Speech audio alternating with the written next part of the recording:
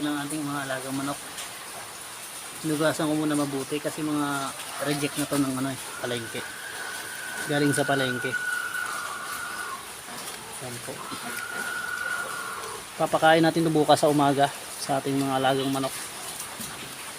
Haluan na natin ng konting feeds para medyo makatipid sa pagkain. Ito na yung mga gulay na scraps galing sa palengke. Hihiwain natin to para hindi sila mabulunan. Yan po. Binigay lang to ng aming kapitbahay. Siguro na siya.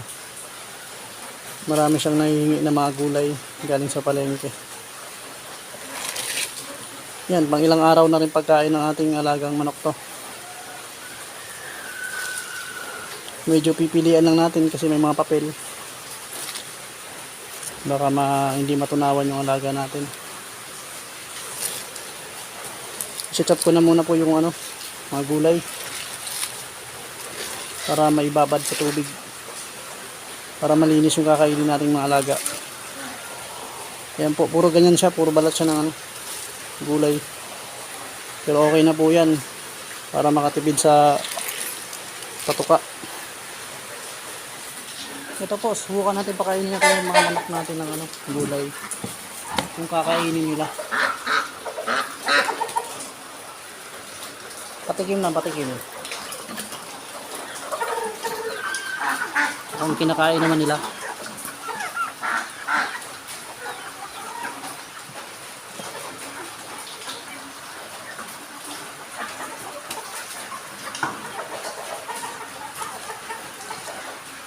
Yung mga alaga natin pabo, walang pili yan. Kahit kakainin nila.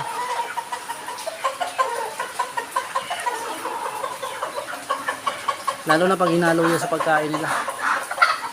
Sa darak ng mais. Ayan na po.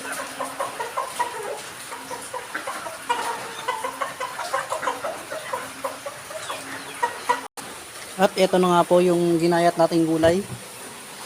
Hindi lang pala mga balat-balat to. May mga sitaw din pala, tsaka mga beans. Masarap yung magiging lasa ng ating mga alagang manok nito.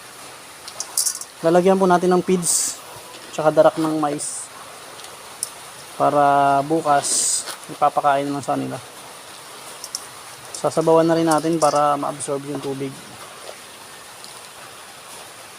Sobrang po. Yan po. I-mix na rin natin yan. At maulan nga pala dito. Ito ang ating mix natin sa gulay.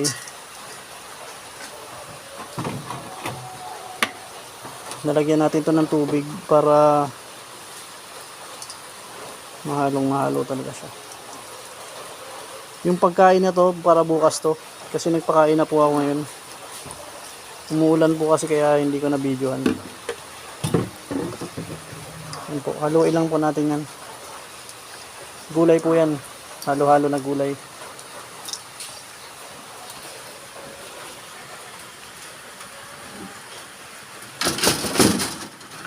Lalagyan din natin ng molasses. At itong molasses na to, may halong atobi. Yan po yung ginagamit kong vitamins na ating mga alagang manok. Saka pabo.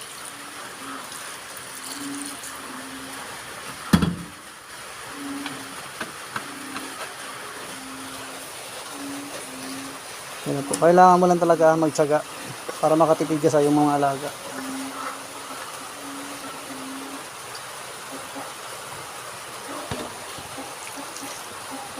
Ubusan ng tubig. Kailangan ba natin dagdagan ng tubig to? Ayun nga pala. Magdadagdag tayo ng tubig para bukas lalo siyang dumami. Kasi sisip-sipin po ng darak natin yung yung mga tubig para ang daming tubig Magdadagdag po tayo ng feeds tsaka darak.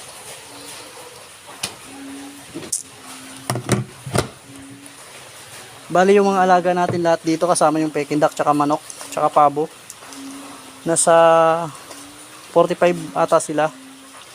Hindi ako nagkakamali. Nasa 45 piraso lahat. Tapos bukas bibili pa tayo ulit ng pabo, mangdagdag puwersa. Yan po. Di bali walang makain yung tao, basta yung alaga nating manok, alaga nating hayop. Busog sila lagi.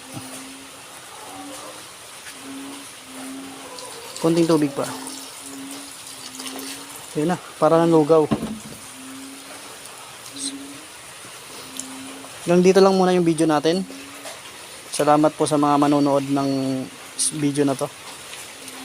Pakipusuan na lang po. Para magpusuan na lang tayo din. Magpapalitan tayo ng puso. Salamat po. Ingat na lang kayo sa ano ngayon, panahon natin ngayon kasi may bagyo. Baka itangay kayo. Thank you po.